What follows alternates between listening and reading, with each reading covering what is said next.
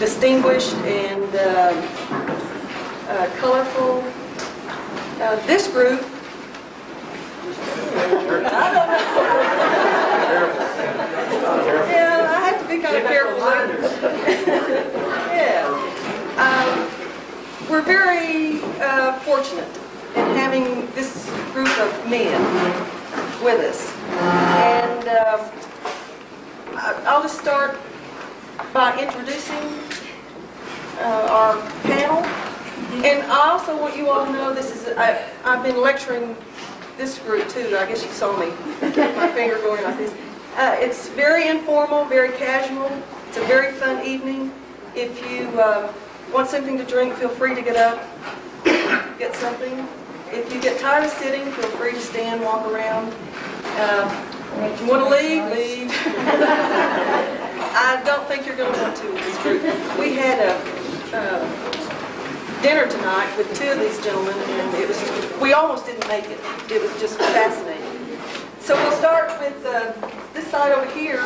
This gentleman did not want to be in this position. He wanted to be out there sitting with you, and we wouldn't let him. He still may do it. This is John Young. He is the archaeologist with the Carson National Forest. And he wants you to know that he's not one of the miners or knows a lot about mines, but he's very informed. He has done a lot of historical research on the area. Is he related to this young? Are you all related? Somewhere we don't claim each other. And if you ever have an opportunity to join John walking around or riding around the Carson, please take advantage of it. It's one of the most interesting and fascinating times I've ever spent is going out with John. Anyway, we're very pleased to have John. More, Judy.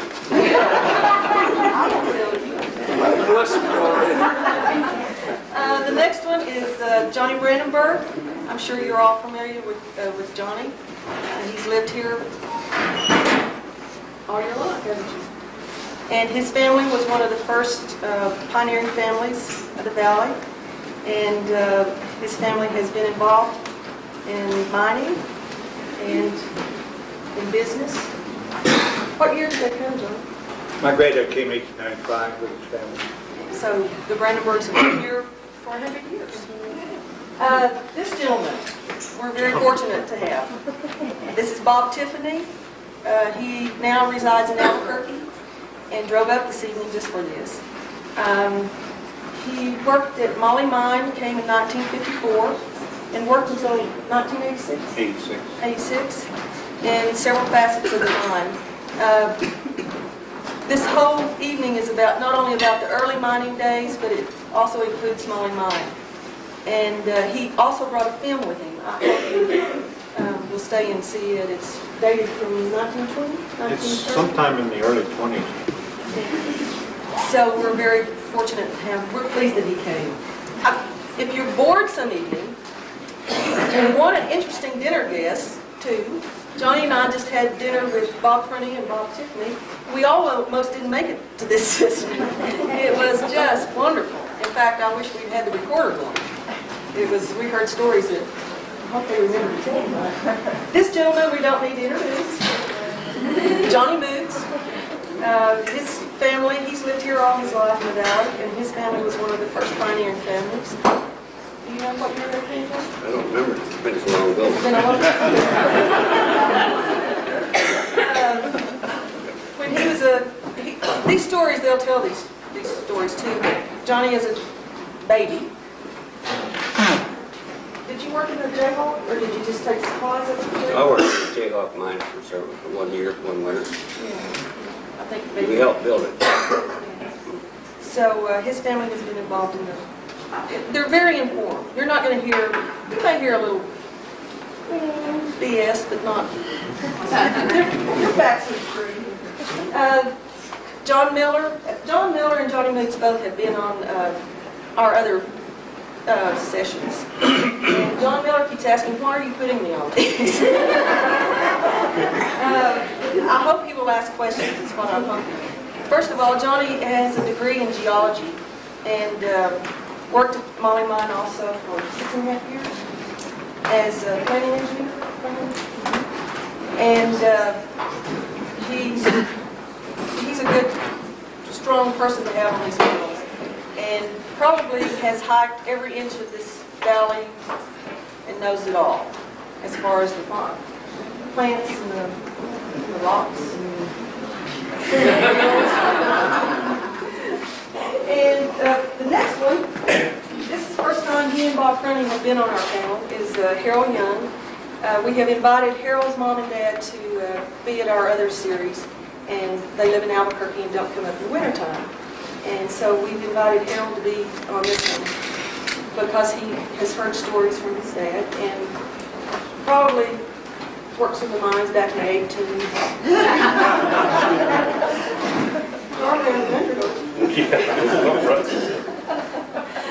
His family is one of the early, well, I guess one of the first pioneering families in the valley also. They came in the late 1800s and have been involved in mining. And we're very fortunate to have Harold here tonight also. The next one is Bob Prunty. You all know Bob. And he's first time he's been on one of our panels. And he has been asked to be on before, but because of Esther's illness, he wasn't able to be. So we're very pleased that he's here tonight. And he's very informed about mining also, has mined, and knows the territory also. But these gentlemen right here, they probably, like I said about John Miller, have actually walked, ridden, and know every part of these mountains and these valleys. So they're very informed. And what we want you to do, don't just sit and listen to them. We want you to ask questions. And it's very spontaneous. And we'll start the evening. I have two other people that are sitting here. Joe Janney. Joe Janney, I made him sit on the front row. Joe Janney is here. If there's any questions, his uncle, was it uncle? Your Uncle Walter? Uncle Walter. What did he do in the caravan? He was the son-in-law of the man that owned. Okay, did you hear that? His uncle was the son-in-law to the man that owned the Carabel mine. So Joe has a lot of facts and knows a lot about the Carabel mine. The lady sitting here is Winnie Hamilton. She just celebrated her 94th birthday. Yay, Winnie!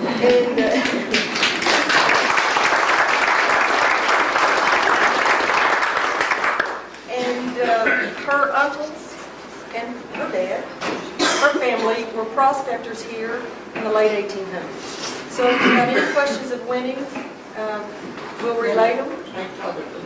And she also taught at Molly Mine also. So there's a lot of history right here.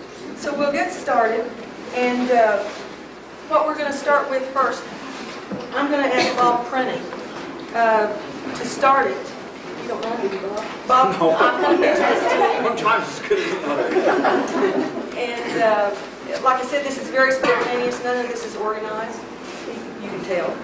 And if you'll describe, we're going to start with some of the early days, and then we're going to build up to Bob Tiffany at the Molly Mine. Now, sometimes you kind of have an idea and it never works that way. And that's usually how this group goes. So I'm sure you are ready for these two. Bob, so Bob, can you just describe, we'll start it out, and then we'll just go from there about the different types of gold mining, or can you do that for us? Well, yeah, there's several different types. Of course, my dad came in and helped build the Molly Mine down there in 1921, got it into operation, ready to mine in 1922. Mr. Carmen, J.B. Carmen, was just out of the School of Mines, and Molybdenum Corporation told him if he got the nail into production in 22 that he could have a superintendent's job. And they had it all ready to go that winter, but the snow was so bad and all, they gave up until spring. Prior to that, they were hauling the ore from the Molly Mine up here to the old Junebug mill that was down here at the below the Lewis Ranch, in there where the Junebug campground is. And it belonged to the Kushners. And they would haul the ore from the Molly Mine up by team and wagon, and then take the concentrates back by team and wagon. And the first ore was hauled clear into Hiroshima, Colorado, and shipped out of there on the train. In fact, all of it was up until World War II.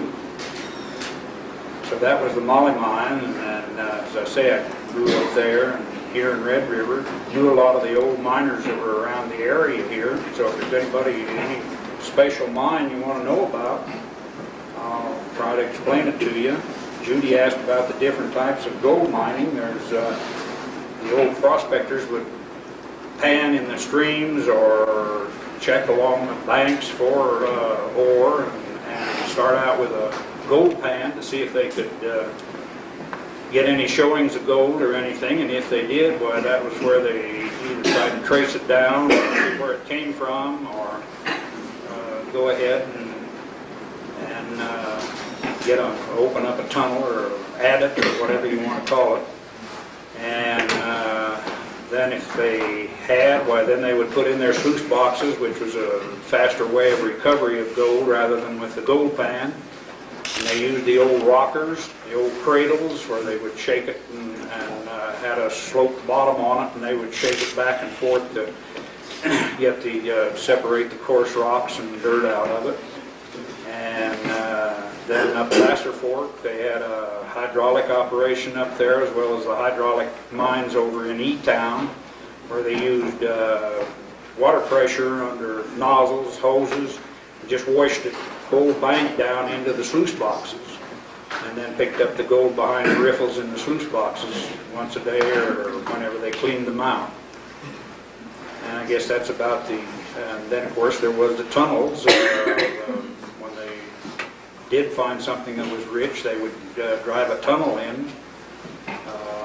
One of the richest ones was the old French Henry, the Aztec mine over on the Maxwell Land Grant, which was leased to the Van Houtens and the Van Lins, and they had ore in there that would run $360,000 to the ton gold.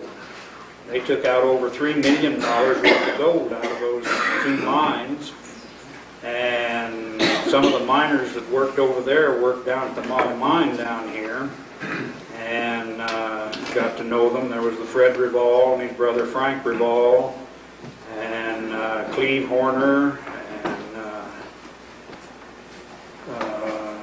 Sam Horner. Sam Horner. Yeah, Sam Horner and Jess Horner, and all three of the Horner brothers. And then, Gertrude and Mossmans. Gertrude were involved too, weren't they? yeah, The Mossmans. Mossmans were involved in that. I will show you a couple of the gold nuggets that came out or was stolen out of the high grade.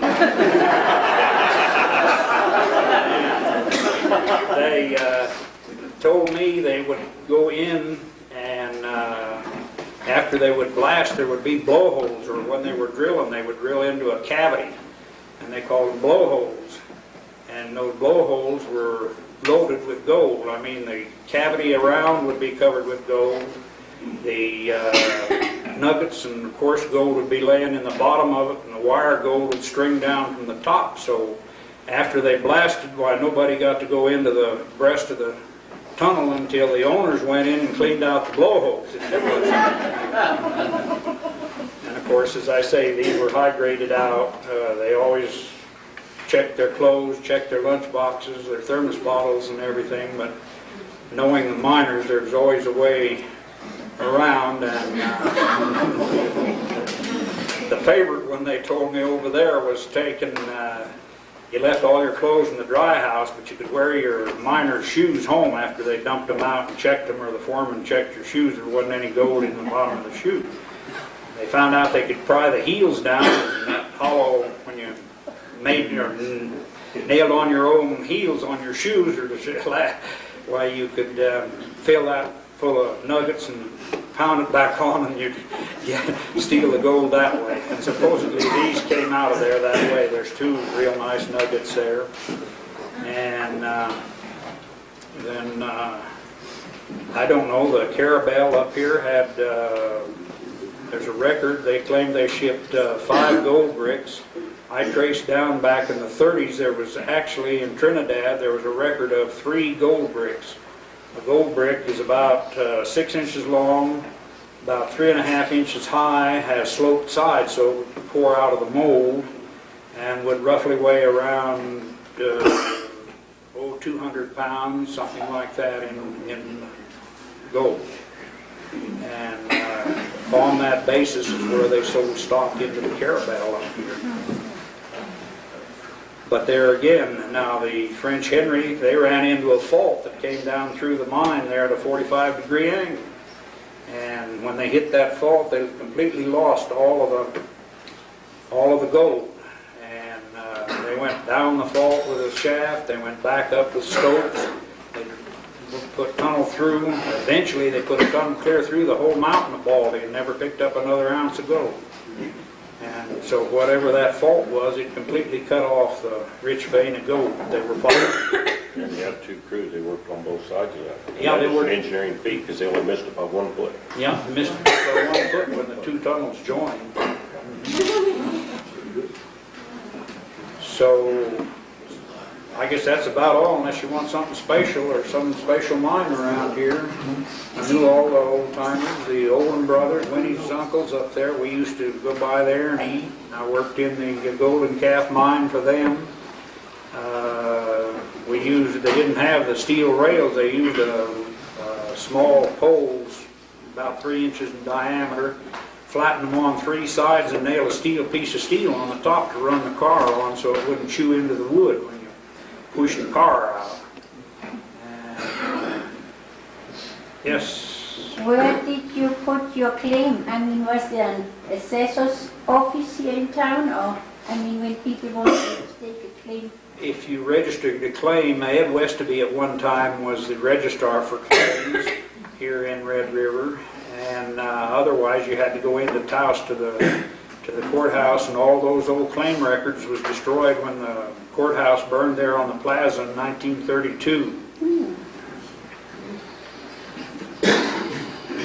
When you gentlemen talk about these, like the Golden Calf, a lot of these people may not know where it is. So when you talk Well, about the just Golden kind of Calf was one of the claims that the uncles had, Uncle George and Uncle Reed and Uncle Rich up on the Pioneer Canyon.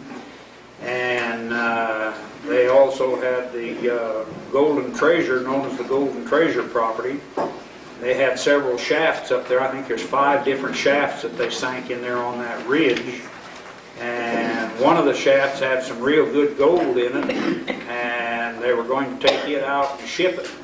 And they decided to either start the bunkhouse or the unfinished buildings that's there on the road going to Goose Creek Lake.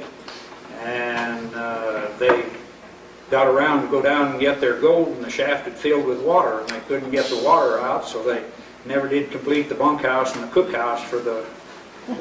They were going to process that gold and sell stock in the claims. And then they also put in the Bunker Hill Shaft House, which was over in the Molly Mac Gulch on the other side of Bunker Hill. And they built a building over that shaft so they could work it all winter long, but they couldn't keep the burro or the mule up there that pulled the hoist up. They used a horse whiz, which Winnie has up there at her museum. The horse would walk around in a circle one way and it would raise the bucket, turn him around and go back, and then let the bucket back down in the shaft. Do you agree with that story?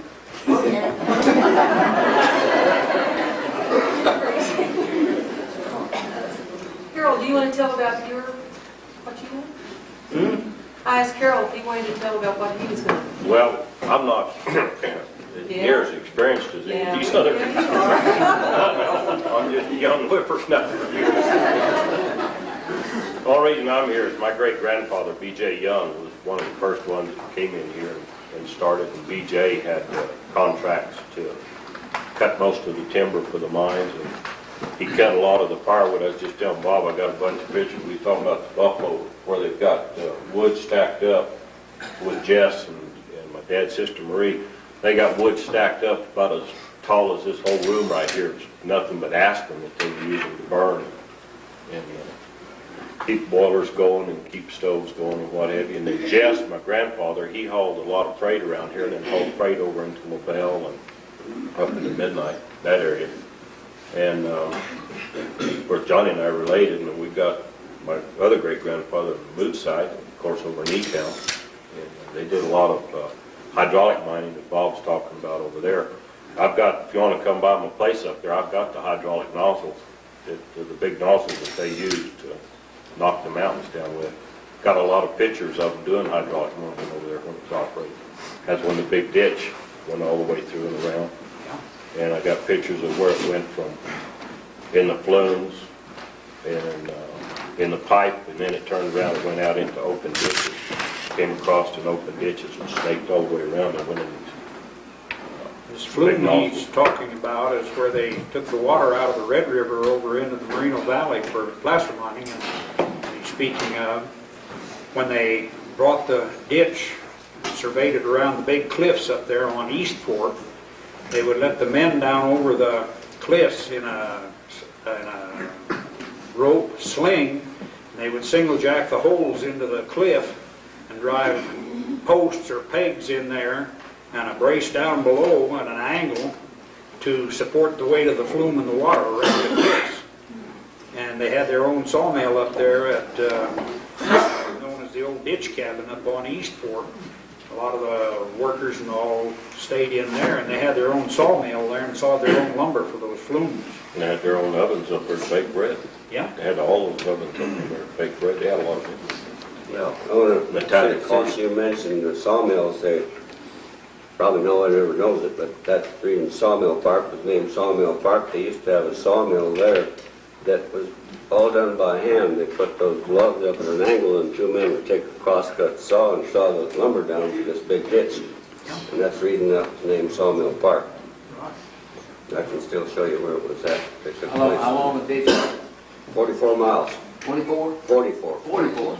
I'd heard 60 somewhere. Took That's the reason I the water 21 days to go from Red River to the Merino.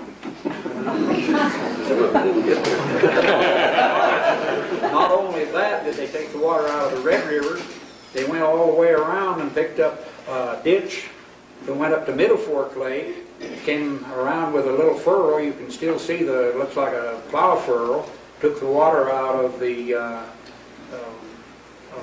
what is it? It's the fork. It isn't the placer fork, but up there where Mirror Lake is.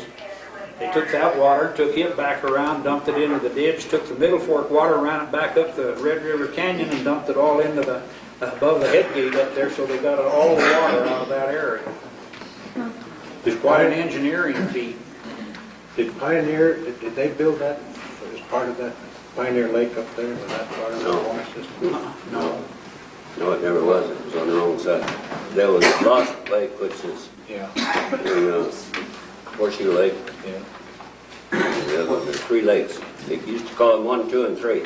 Right. And they stored water in them in the wintertime. We had penstocks there for, they cut them off in the wintertime to fill them up. In the summertime, when they wanted that water out of there, you open them up, turn it around the ditch, and they had more water.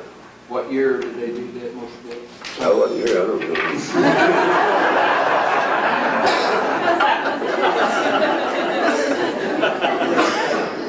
So those lakes are all man-made, John?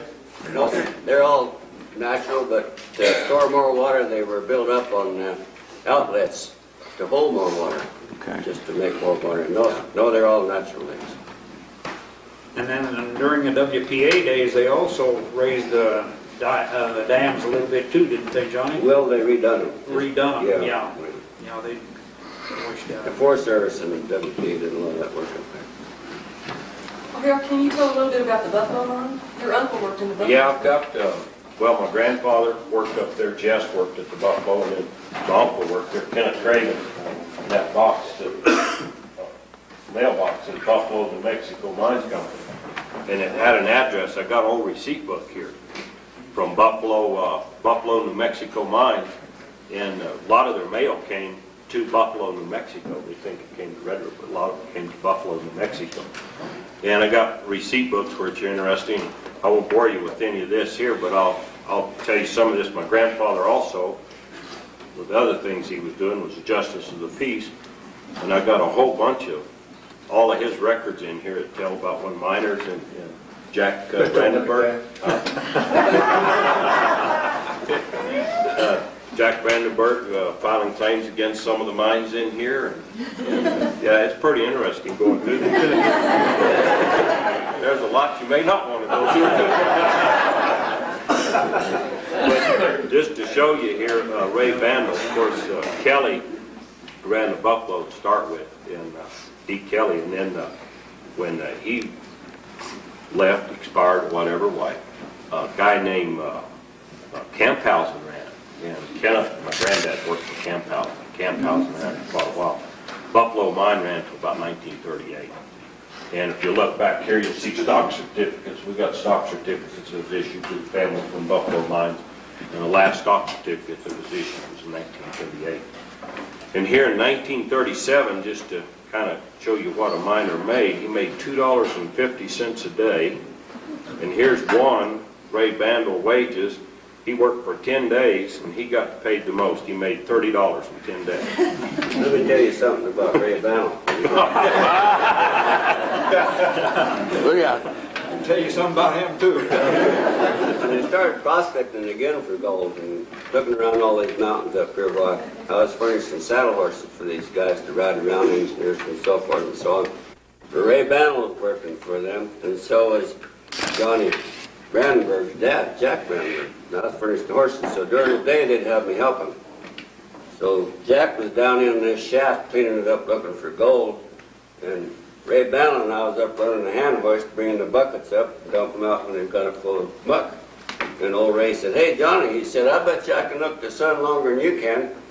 I said, "Okay, go ahead." So he looked up there, and he just kept looking, you know, his eye on one eye anyway. And when he got through, he said, "Hey, you notice what?" He said, "I got one glass eye."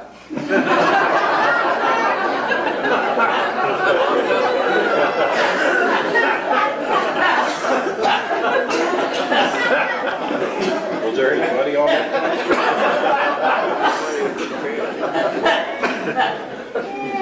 And Tony Simeon's dad, A.D. Simeon in here, he worked in there 10 days, $25. In 18 days, $2.50 a day. And it's pretty interesting anyway. In the back here, it's got mileages that tell you distance from the home to the spring and distance from the house to the gate and the house to the store. And I never could figure out why all these mileages, 9/10 of a mile, 1 4/5 of a mile, and so on. Got to reading through this book of Grandpa's here. Come to find out, that's part of how he got paid when he was serving these summons and all, is he got so much a mile. And so in here, he had one that he had to go deliver a summons for 4.5 miles, and he got 50 cents. Go deliver that summons. 4.5 miles. How much could you buy then with those 50 cents? Well, you could buy. I've got a lot of that from these miners, and there's you could buy quite a bit. There's some in here that well, just to show you, here's one that was filed. This complaint of L.S. Lewis, which would be Lester's dad. They filed a deal on a mine on the Myrtle and on the Gold Nugget placer mine.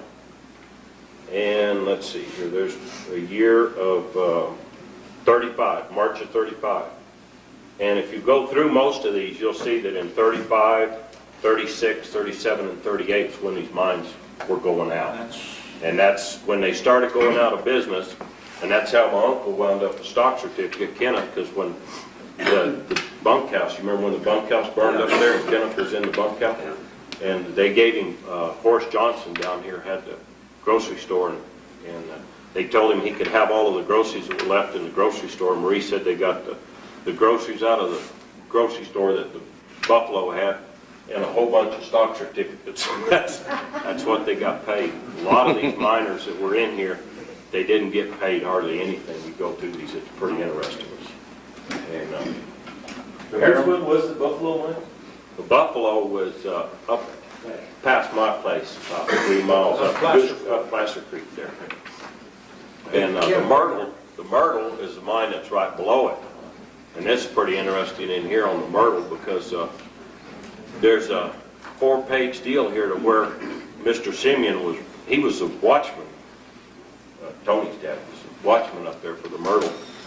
And it seems that a whole bunch of equipment from the Buffalo wound up at the Myrtle somehow. And it wasn't supposed to, and there's a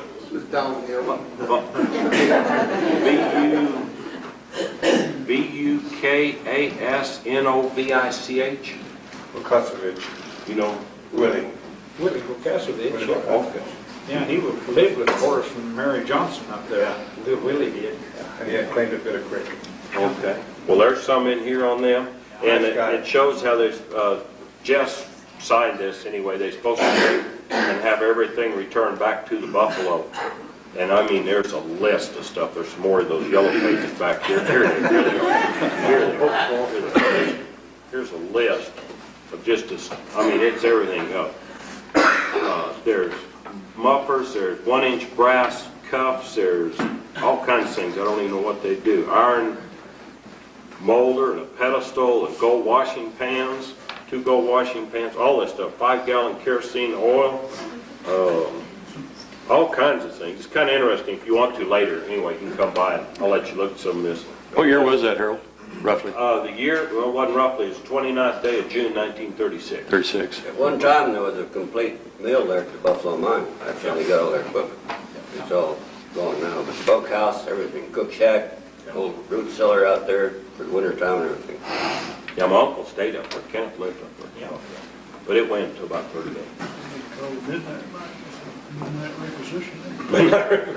Yeah, the requisition. And then, of course, BJ, he had the smelter. He had a smelter down here by where the ski lift sits. And what happened there at that smelter, folks told me it was a copper mine right across over here that they took the copper out and was going to smelter it.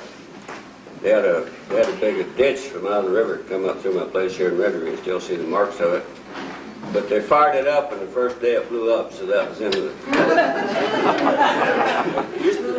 The structure used to still be there for years after we were driving around Red River. Well, they moved it from the copper mine over here down onto the point of the hill down there and was going to use that for smelting the ore that was coming out of the lower, out of the other mine, Buffalo and the other places, Pioneer and Pioneer. but it never did. Last chance. It never did work after they moved it down there and set it up. They never did use it, as far as I could find out. Did it say who owned the Myrtle, Harold? Uh, Who was the complaint against? I mean, Well, no, because it doesn't, I don't have who the owner was. And a lot of these complaints that are in here just talk about filing it strictly on, like, Buffalo Mine. Yeah, it wasn't strictly to the owner. Okay. It says Buffalo Mine or their representative. I was going to read this one here for Johnny on his dad where he filed a claim, and it was $200. So he must have had a lot of work in. Sounds like mine. Yeah, for $200 when you're making $250 a day. They didn't pay him the $200, I guess, and I don't know what happened. Some of this goes in here further to tell you what all. Fixed the Myrtle Mine, I helped build that, and so did Joe Jenny's dad. And we hauled all the lumber up there for that. I think I told you that last time. Done a lot of the excavation for that. By riding the horse and digging a little slip by behind you, and the guy hanging on to it and dumping it on the other side to make those shells that's up there right now. was there ever much came out of that mine? It was nothing, I don't think. No, tell about the Jayhawk. What you did for the Jayhawk. The Jayhawk? Tell about that. Good. Have you already forgotten? Yeah.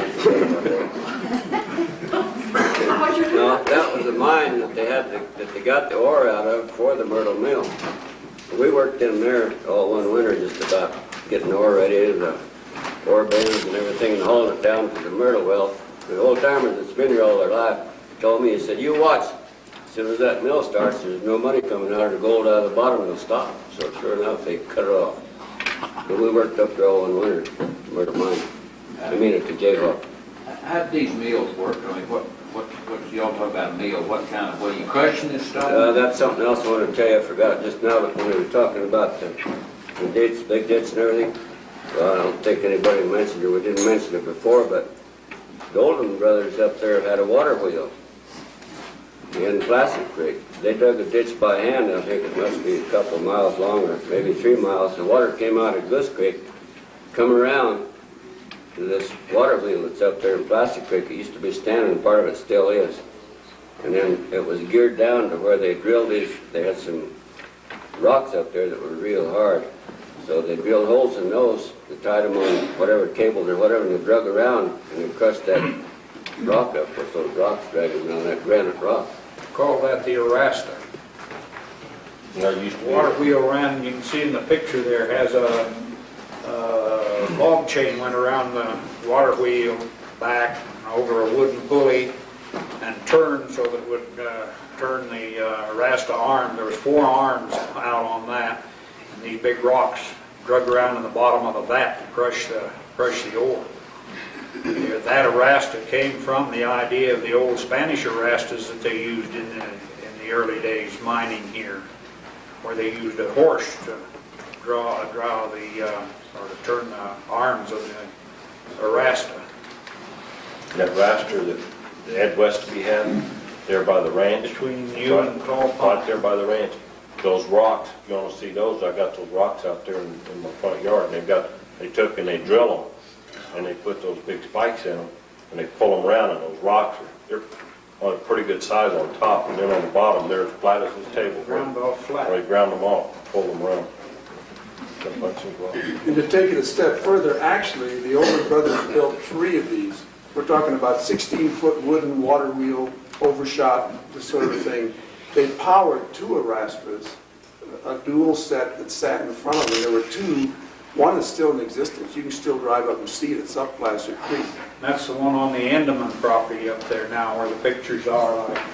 Yeah, we've got pictures on this table here of that one. We've got pictures of the one right next door at the Golden Calf. Treasure. And there was one right down here in Red River itself. We have photographs of that one too. It was right at the mouth of Ed Plastic. Westy's shop. Yeah, I've got that one at Ed Westby's. I got some good pictures of that one with Ed Westby standing on top of it. But those are magnificent.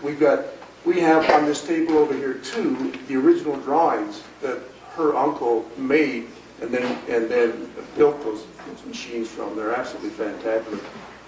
That was something. In the past, in the beginning, when the Spanish were here, this goes into the 20s and 30s, they were these burro or horse-drawn things. We still have one in Cabresto Canyon on the way up to Latier Lakes that was in operation in the 20s and 30s, and that was run by just a burro going around and around. How much area did an individual mine take in? Like going out to the Carabel, there's a lot of little mines. Were those individual claims, or did that all belong to that? That all belonged to the Carabel. You see, in those days, if you had a claim, each claim was 3 1/5 acres. And if your claim joined or crossed, you could have any number of claims as long as you did your $100 worth of assessment work for each claim per year. So some claims like the Carabel had enough claims they covered over 40 acres of ground up there in the Carabel property. Now, with the $100 assessment, what? For each claim. So the individual... And then when they got the tunnel in deep enough, if you had 2,000 foot of tunnel, then you could apply for a patent on your tunnel. And once you got it patented, then all you had to do was just pay your, well, it was a tax. And you just paid that one tax after you got the tunnel deep enough to patent it. Now, the Oldham brothers had several tunnels that were over 2,000 feet deep that they could have patented, but they never applied for the patent. And it was much cheaper after you got your patent, patented claims, to just pay the annual tax rate on that property. And that was where the Carabel, how it changed hands, and they picked it up for back taxes. And then the last person that had it, they logged off all the timber off of all of that 40 acres up there.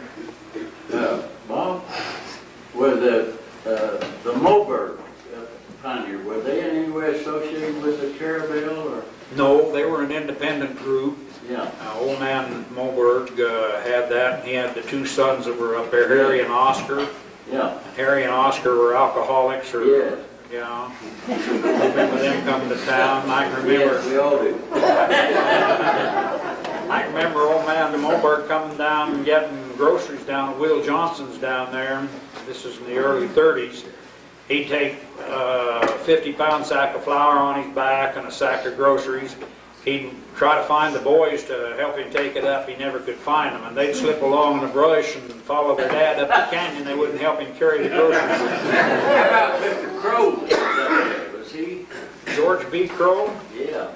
He was, well, just a typical old miner. He had been around the world several times. He was in World War I.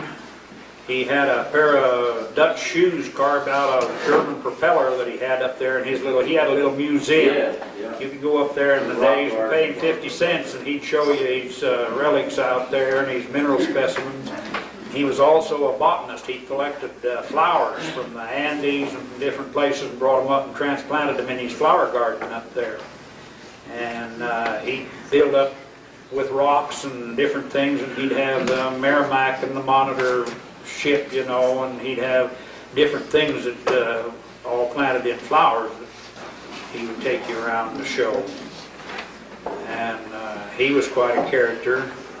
He couldn't, well, I don't know whether he did it because it was on purpose or whether he did it just for tourist attraction, but he had a place down below where he wanted the horses tied. He didn't want them up where they'd get into his flower garden.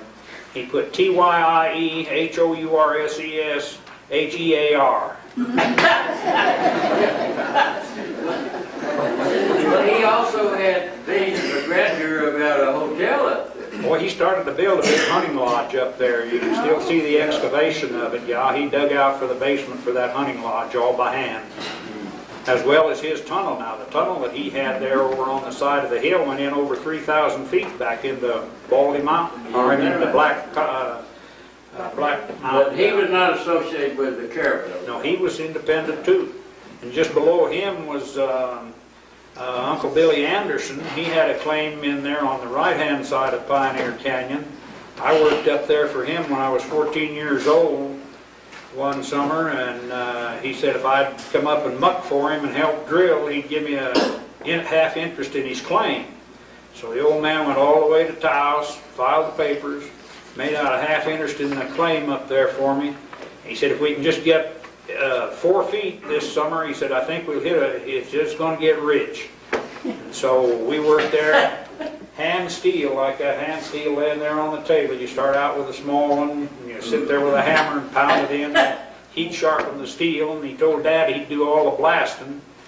Well, we pulled 6 feet that summer, and when we started, the vein showed 1.5% gold, 2% silver, traces of actinolite, which is a tin-bearing ore, which was quite valuable in those days.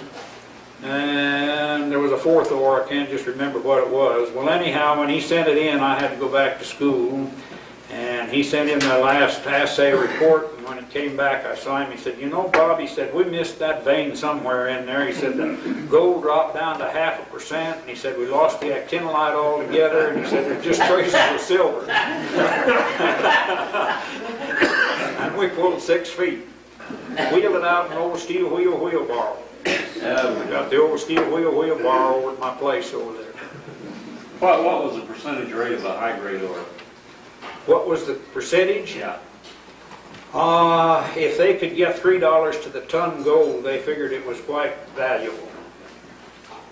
And some of it would run that, some of it would run more. Now the Carabel up there, they tell me when they had the good vein up there, this was Lyman Pratt said that it would run about $400 to the ton gold. Gold was about, what, $15, $18 then, Joe? 18. But it ran that much to the ton, so it was considered quite valuable. They had shafts and they had tunnels. The tunnel was the most productive, and as all of them had problems in this area with shafts because they'd fill with water. And they had no way but the old steam pumps to pump the water out. They had to have a boiler that would produce the steam to run the pump, and it would only lift so much water so high, and then they couldn't get the water out. Johnny Brandenburg, Yes. who You're the quietest I have ever heard of It's a learning experience. you. Do you have any story you want to relate, or? Well, I think it's interesting to hear the story that you've been telling, but I look at it from a different aspect. Where Hal Yeager's home is here in town, that was the old Fuller house built by the Fuller family, one of the first buildings in the community. And they were tied in with the Carabel mine. My dad worked at the Carabel mine, and the little cabin right behind Pioneer Lodge that Peterson just remodeled for those folks, that's where my mother and dad lived when I was born. And right up there a little bit was my granddad's house, and that's the building that was blowing up when they had a post office right here in town. Well, it was, Pierce was the fellow that built the house, and he was president of Carabel. And Fuller added the second story. And Carabel was Pierce's wife's name. Oh. Okay, wait, we have a disagreement here. We have another version of that story. Okay, let's hear it. Well, I was fortunate enough, in 1928, to live with Bert Pratt, the man that promoted the Carabel mine. He had a daughter. 24 Blind Cove, U-1019, He had a daughter by the name of Caroline, and his wife was named Belle. So they named it Carabel. All right, okay, that's great. That I know because I... Yeah, I believe that. I got mine down very well. I thought you all missed that. I said you knew Caroline. You said, yeah, very well. That's the story that I heard. Thank you.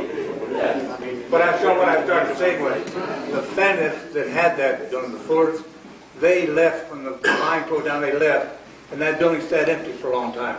Bob Prunty and I used to go there and play in that old Fuller house, and all the doors and windows were out, and cattle would stand in there in the daytime and get in the shade. And then Will Johnson bought that property and cleaned it all up, and he rented it to Mary Hoover from Dawson and Mrs. Florence Fazell from Kansas City, Missouri. Mrs. Fazell had two children, Bob and Dorothy. And Bob was a little bit older than myself, and Dorothy and I were about the same age. And I had a little brown mare named Beauty. And my dad had a little store here. What made me think of this is some of the little stories that happened here. My dad had a little store and a post office later. And men that were working out in the hills prospecting, they didn't come to town every day for their mail. And they would tell my dad or my mother that, you know, I'm looking for a letter from Fort Scott or Buffalo, New York, or wherever. If it comes in, I'd appreciate it if you'd have one of the kids bring it up to me. Well, one of the kids was me. And Dorothy Fazell. But we had a lot of fun. We met all the miners. We rode to all the old cabins. And things that you remember, when you remember those men, was the fact they were humble, they were poor, they were kind, they were poor, just really dirt poor. But the thing I still remember, when you would approach their living area, you would smell pinto beans cooking, or apricots cooking, or peaches, prunes, or raisins. Those were their staples. And coffee, of course. G.B. Crow, when my dad was working on the Dyke Tunnel over here in Pioneer Canyon, G.B. Crow came along to visit my daddy, and the old gentleman chewed beech nut.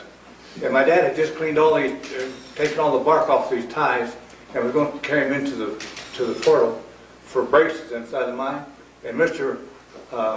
Crow spit a big old wad of tobacco on that clean log, and that kind of aggravated me. So I went down, he had a sack of flour sitting down on the roadway where he laid it down, carrying it up to his cat, and I ripped out a sack of flour to get even with him for spitting on my dad's timber.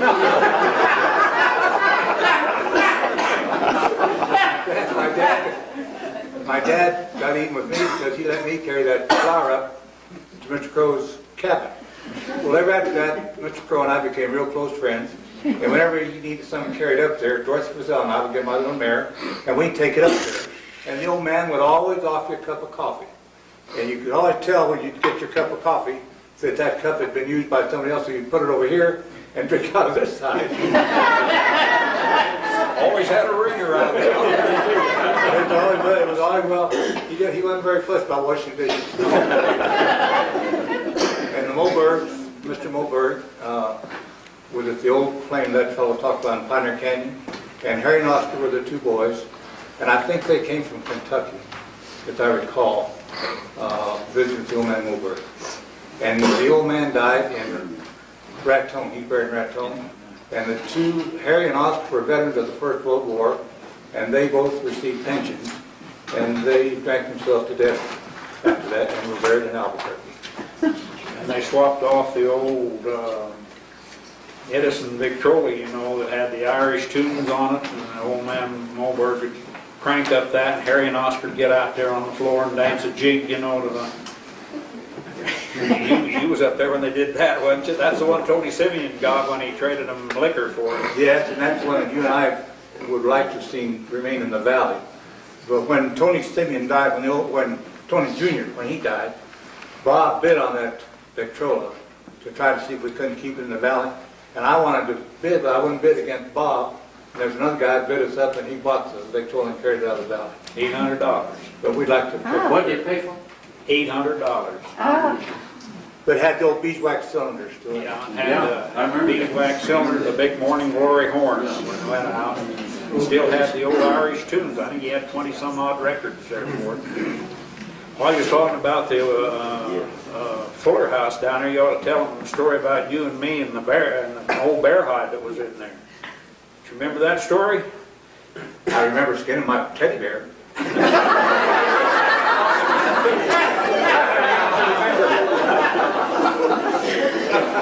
old bear rug that was on the floor that the Fullers left there in the upstairs, and there was a lot of books in the bookshelf. And Johnny and I used to go up there and we'd lay down on the floor on our stomachs and read through these books or thumb through these books. I don't know, we went up there one day and didn't pay much attention. All of a sudden, boy, out of this door there came this bear out of one of the closet doors. A big growl. Man, we didn't wait to see if it was a bear rug. Johnny and I like ran over each other getting down the stairs. Out that door, boy. There was his sister.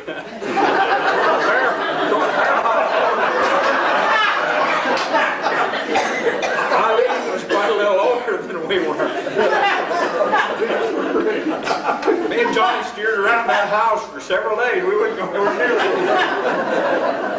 it. My dad built that house at the end of High Street. It's right at the end of the High Street. He built that during the Depression. And there was a little mine tunnel there on the side of the hill.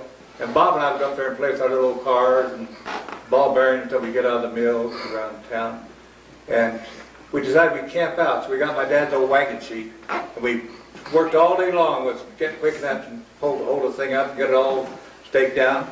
And that night we went up there with a little old rinky-dink lantern that Bob had, or I had, one of us had, that smelled like the Dickens, but didn't put out much light. And we were laying there in bed talking, and we heard something. And then we heard some scratches on that canvas. Well, we come out of there, we landed at the back door of my folks' house, and we were inside, and then I hear my dad come in. He went out there, he was throwing dirt on the roof. We didn't camp out, we slept in. Slide down that stretch canvas. So, do you all well, Harold, you may remember these old timers too. You're just right. You're being kind of cool. Who was the most colorful of these prospectors that you remember the most? What are most interesting? The most interesting thing I can remember about all of them was the fact they were clean. They were clean. When you go to their cabins, the beds were always made, and they were poor, but the beds were always made. There was always plenty of firewood in the bunks. The windows were always clean. They were just clean. And of all Dorothy and I went to every miner that worked in the hills. We were there one time or another. And there was never one movement made toward her or myself by any of those men. And we were just little kids by ourselves. Another thing that got me among those miners, they always said grace before me. Well, did The first time I went to one of their cabins up there, me and my brother, and to eat, and I don't know, we sat down and he asked me if I'd like to say grace. And they're miners and all, and I was embarrassed. I couldn't even think of a single word to say. My brother cut in for me and went ahead and did it, but as I said, that took me completely by surprise, and I don't suppose I was more than about 8, 9 years old. Were they of any nationality, like Italians? Oh, yes, they were all different nationalities. Mr. Enderman was he was from Austria. Yeah. Mr. Enderman was German, just then I guess, or Austrian. And then Billy Anderson was- Mariano that had the Inferno up there was Italian. Billy Anderson was Swedish, I guess. Yeah. Well, I was a miner here until I reached 29. Yeah. It sounds like a lot of the miners that came here came from mining country or came from mines. In other words, they didn't come out here to be miners. They were already involved in mine activity. You'd mentioned Kentucky.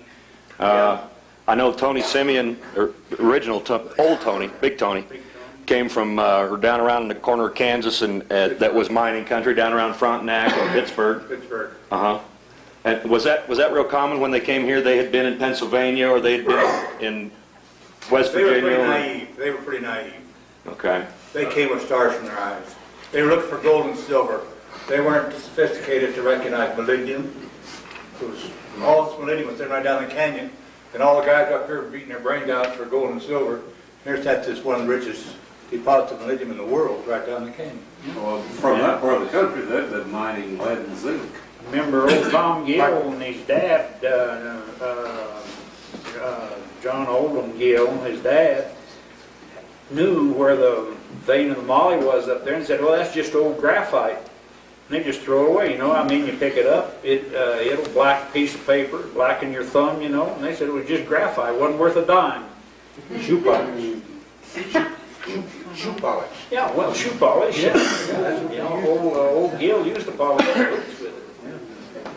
Did you know any of the miners that ever made any money? I mean, did anyone ever make it rich and leave, and did that? Not that I'm aware of. Not that I'm aware of. I went to work down at the Molly Mine shoveling muck, pushing the ore car out for $1 a day. Dad signed a waiver for me, paid us once a month, $30 a month. Now, the men made money at Marina Valley over at Eaton, Elizabethtown. There was gold, more gold taken out of there than ever was here. Yeah, that was the rich gold area. So what was one of the richest mines in this area? Black copper. I'd say the Carabel was rich with the black copper, wouldn't you? I wouldn't think so. Bert Pitts told me that the Carabel only made one gold brick and they went broke because he flooded them out up there. Well, like I say, I found a record in Trinidad. They had, on one of the old banks over there back in the 30s, they paid for 3 gold bricks. I know there was lots of the richer mines was Baldy. Oh, well, Baldy was, yeah. My dad told me that they used to take that gold bricks down there to go on the freight train. They had a guard with them. There used to be the head of the railroad was at Ute Park. Yeah. Santa Fe Railroad. We shipped cattle out of there for years. Drove cattle down there and shipped them, and that's where they hauled their gold down there and shipped it out in their guard. Shipped it out on the railroad. John, did they ever get that rail line further than Ute Park? Did they ever extend it by anywhere up? The end of it, right? That was it. And when did it shut down? Is it still used? No. Well, no, that's all done with. That's come out of Raton. Yeah. Come through Colfax and come on in. Winnie Hamilton yeah, never rode their Narragansett. old train from Raton to Ute Park. From Ute Park to Kansas City, Missouri. I can remember going down the Cimarron Canyon and hear the whistle of that train. You hear it for miles down there, way it would echo. I never rode the train, but How old were you when you went to work in the mine? when I went to work at the Molly Mine, Right. I was 16 years old.